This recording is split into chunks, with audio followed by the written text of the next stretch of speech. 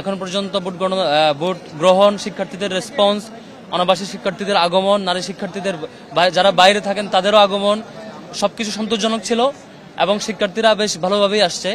সবাই ভোট দিচ্ছেন, যার যার মতামত ব্যক্ত করছেন। আমরা বেশ কিছু অসঙ্গতিও লক্ষ্য করেছি। বুথের 100 মিটারের মধ্যে যেখানে লাইনে দাঁড়ানো হচ্ছে নির্বাচনের সেন্টার, ভোটিং সেন্টার, সেখানে 100 মিটারের মধ্যে লিফলেট বিতরণ বা এই ধরনের ক্যাম্পেইন সেগুলো নিষেধাজ্ঞা ছিল।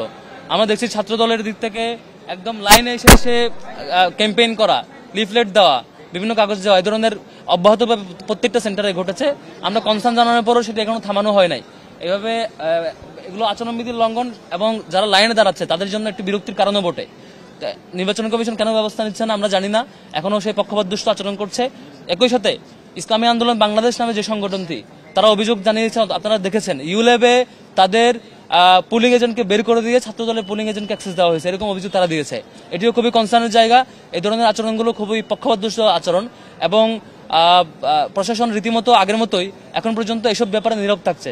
ছাত্রদলের ব্যাপারে কনসার্ন জানানোর পরও ইমিডিয়েট যে অ্যাকশন নেওয়ার কথা ছিল সেটি না নিয়ে এখনো নীরব ভূমিকা খুবই দুঃখজনক। এরপর আমরা ঢাকা বিশ্ববিদ্যালয়ের শিক্ষার্থীদেরকে অনুরোধ করব, এই ডাকসু নির্বাচন আপনাদের জন্য, সকল শিক্ষার্থীর জন্য, যে শিক্ষার্থীরা নিজেদের মতামত ব্যক্ত করতে আসবে। বারবার জানিয়েছি, এখনো ব্যবস্থা নেয় নাই।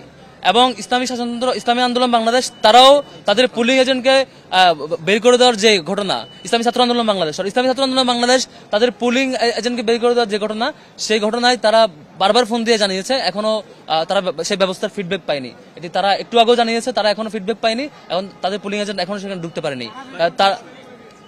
এবং তারা সেখানে ঢুকে দেখেছে যে সংখ্যক সব দল মিলে বা অন্যান্য প্রার্থীর পুলিং এজেন্ট মিলে যে সংখ্যক থাকার কথা, সেই সংখ্যক ছাত্র দলের একারই পুলিং এজেন্ট ওখানে দাঁড়ানো, অথচ তাদেরকে আগে কার্ড দেওয়া হয় নাই, বা আগে সেই সংখ্যক যে পরিমাণ যেভাবে নিয়মতান্ত্রিকভাবে দেওয়ার কথা সেভাবে দেওয়া হয় না। তাহলে কি করে তারা ঢুকলো?